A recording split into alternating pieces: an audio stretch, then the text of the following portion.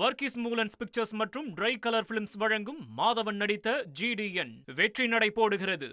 இந்த நிதிநிலை அறிக்கையில் எந்த புதிய திட்டங்களோ அறிவிக்கப்படவில்லை. அனைத்து இந்திய அண்ணா திராவிட முன்னேற்ற கழக ஆட்சியில் செயல்படுத்தப்பட்ட திட்டங்களுக்கு இந்த நிதிநிலை அறிக்கையில் பெயரை மாற்றி வெற்றி வெற்றி என சேர்த்துள்ளீர்கள். இதனால் மக்களுக்கு எந்த பயனும் ஏற்பட போவதில்லை. மக்களுக்கு எந்த வெற்றியும் கிடைக்கப் போவதும் இல்லை. அரசுகள் மாறும்போது அவர்கள் அறிவையும் அனுபவத்தையும் வைத்து மக்களுக்கான புதிய திட்டங்களை தீட்டி அவள் விரும்பும் பெயரை வைத்துக் கொள்வதில் எங்களுக்கு எந்த ஆட்சேபனையும் இல்லை.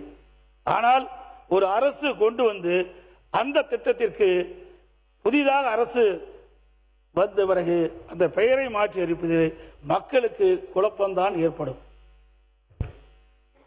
அம்மா ஆட்சியில் செயல்படுத்தப்பட்ட திட்டங்கள், மகளிர் ஆடு வழங்கும் திட்டம், இப்பொழுது வெற்றி மகளிர் ஆடு வளர்ப்பு. அம்மா ஆட்சியில் தாலிக்கு தங்கம் திட்டம், இப்போ இந்த ஆட்சியில் அண்ணன் சீர்திட்டம் அப்படின்னு பேரை மாற்றிருக்கிறீங்க. அம்மா ஆட்சியில் மடிக்கணின்னு கொண்டு வந்திருக்கிறோம், அது வெற்றி லேப்டாப்னு மாற்றிட்டீங்க. அம்மாவுடைய ஆட்சியில் பசுமை திட்டம் இருந்தது, போன ஆட்சியில் இந்த கலைஞர் வீடு திட்டம்னு மாற்றினாங்க, இப்போ நீங்கள் வெற்றி வீடு திட்டம்னு மாற்றிட்டீங்க. அம்மாவுடைய ஆட்சியில் தாய் திட்டம், முன்னாள் ஆட்சி அண்ணா மறுமலர்ச்சி திட்டம், இப்பொழுது வெற்றி திட்டம். திறன் மேம்பாட்டு திட்டம் வெற்றி என பெயர் சூட்டியுள்ளீர்கள். என பல திட்டங்களுக்கும் வெற்றி என்ற அடமொழியை கொடுத்தீர்கள். மாற்றம் கொண்டு வரும் என ஆட்சிக்கு வந்த நீங்கள் மக்கள் பிரச்சனையை தீர்க்க புதிய யோசனை கூடவா உங்களிடம் தென்படவில்லை என கேட்கின்றேன். இது போன்ற செயல்கள் தவிர்க்க வேண்டும் என அன்போடு கேட்டுக்கொள்கின்றேன். அதே போல பள்ளி கல்வித்துறையில் ஒரு அறிவிப்பு கொடுத்துருக்கிறீங்க. சூப்பர் கிளாஸ், சூப்பர் கேம்பஸ் திட்டம். இத்திட்டத்தில் super safety, super student, super campus, under super CM governance என குறிப்பிட்டீர்கள். இந்த திட்டம் 10,000 பள்ளிகளில் 139 கோடி ரூபாயில் நிறைவேற்றப்படும் கூறியில்லை. இன்றைக்கு தமிழ்நாட்டில் 40,000 பள்ளிகள் இருக்குது. அப்படி என்றால் மற்ற பள்ளிகளுக்கெல்லாம் இந்த திட்டத்தை விரிவுபடுத்த மாட்டீங்களா? அந்த 40,000 பள்ளியில் 10,000 பள்ளி போனோட மீதி 30,000 பள்ளிகள் இருக்குது. அதுக்கு பல இதில் குறிப்பிட்டிருக்குது. சுத்தம், ஜன சுத்தம் செய்தல், குடிநீர் மற்றும் கழிவறை வசதிகள், 24 பாதுகாப்பு போன்ற சிறப்பாக இருக்குன்னு சொல்லியிருக்கிறீங்க. அதனால் அனைத்து பள்ளிகளுக்குமே 40,000 பள்ளிகளுக்கு இது தேவைப்படுது. அதற்கு தேவையான நிதி ஒதுக்கீடு தாராளமாக செய்யலாம். ஏன்னா இதெல்லாம் அரசு பள்ளியில் படிக்கின்ற மாணவ செல்வங்களெல்லாம் சாதாரண ஏழை குடும்பத்தில் பிறந்தவர்கள், நடுத்தர குடும்பத்தில் பிறந்தவர்கள். ஆகவே இன்றைக்கு பல்வேறு தொழிலாளியுடைய குடும்பம் தான் அந்த அரசு பள்ளியை படிக்கின்ற காரணத்தினாலே இதையெல்லாம் கருத்திலே கொண்டு அதுக்கு 139 கோடி தான் இப்போ ஒதுக்கி இருக்கிறீங்க. ஒரு பெரிய தொகைன்னு ஒரு 450 கோடி ஒதுக்குனீங்களா? அந்த 40,000 பள்ளிகளுக்குமே இந்த குறைகள் தீர்க்கப்படும். அதை இந்த அரசு கவனத்தில் எடுத்துக்கொண்டு தீர்க்கப்பட வேண்டும் என்று கேட்டுக்கிறேன். பள்ளிக்கல்வித்துறை அமைச்சர் மிக சிறப்பாக பேசக்கூடியவர், திறமையானவர். இந்த அவையிலே இங்கே இருக்கின்ற அமைச்சரையிலே திறம்பட பேசக்கூடிய அனுபவம் வாய்ந்தவராக கருதப்படுகின்ற காரணத்தினாலே அவர் 40,000 பள்ளிகளுக்கும் அந்த குழந்தைகளுக்கு தேவையான வசதிகளை செய்து கொடுப்பார். அதற்கு தேவையான நிதியை நிதியமைச்சரும் ஒதுக்குவார் என்று கருதுகிறேன்.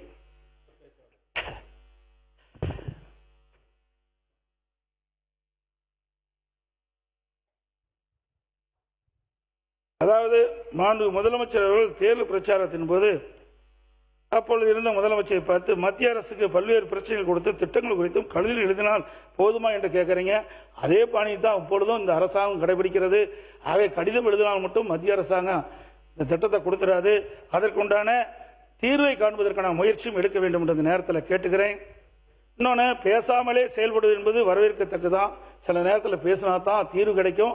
இனிமேல் பேசி தீர்வு காணுவதற்குண்டான நடவடிக்கை மேற்கொள்ள வேண்டும் என்று கேட்டுக்கிறேன்.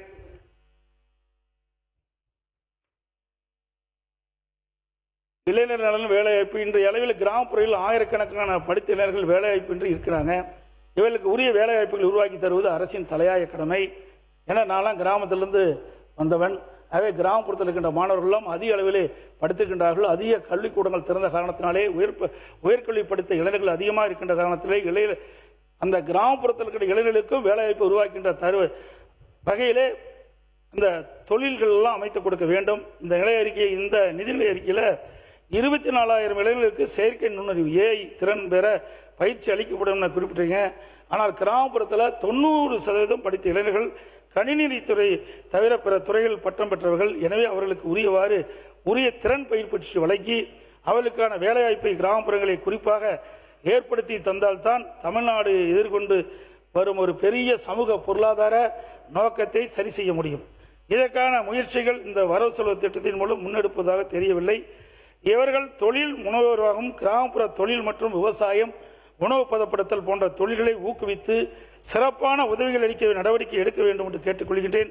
பல துறைகளில் குறிப்பாக சமூக நீதித்துறை, கூட்டுறவுத்துறை, பொது விநியோகம், சிறு குறு தொழில் மேம்பாட்டுத்துறை, ஜவுளி மற்றும் கைத்தறித்துறை என பல்வேறு துறைகளில் எந்த விதமான கூடுதல் கவனம் செலுத்தப்படவில்லை என்பதையும் இந்த நேரத்தில் அவையினுடைய கவனத்தை கொண்டு வரேன். அரசு துறையில் காலி பணியிடங்கள் இன்றைக்கு ஆட்சிக்கு வந்த உடனே அரசு காலி பணியிடங்கள் நிரப்பும்னு சொன்னீங்க.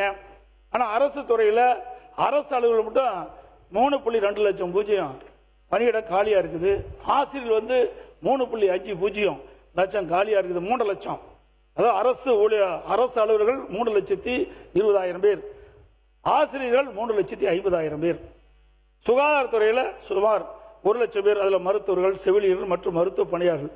காவல்துறையில் 1,20,000 பேர், சமூகத்துறையில் 2,75,000 பேர், சத்துணவு மற்றும் அங்கன்வாடி ஊழியர்கள் மற்றும் அலுவலக உதவியாளர்கள், துப்புரவு பணியாளர்கள் இதெல்லாம் எடுத்துட்டா 2,50,000 பேர். இதையெல்லாம் ஒட்டுமொத்தமாக சேர்த்துனா 13,30,000 பேர் காலி பணிகள் இருக்கிறது. எவ்வளவு காலி பணிகளை வைத்துக் கொண்டு எப்படி திட்டங்களை அறிவித்து நடைமுறைப்படுத்துவோம். ஆகவே படிப்படியாக ஒவ்வொரு ஆண்டும் இந்த ஒவ்வொரு துறையிலும் இருக்கின்ற காலி பணிகளை நிரப்புவதற்கு இந்த அரசு உரிய நடவடிக்கை எடுக்க வேண்டும்.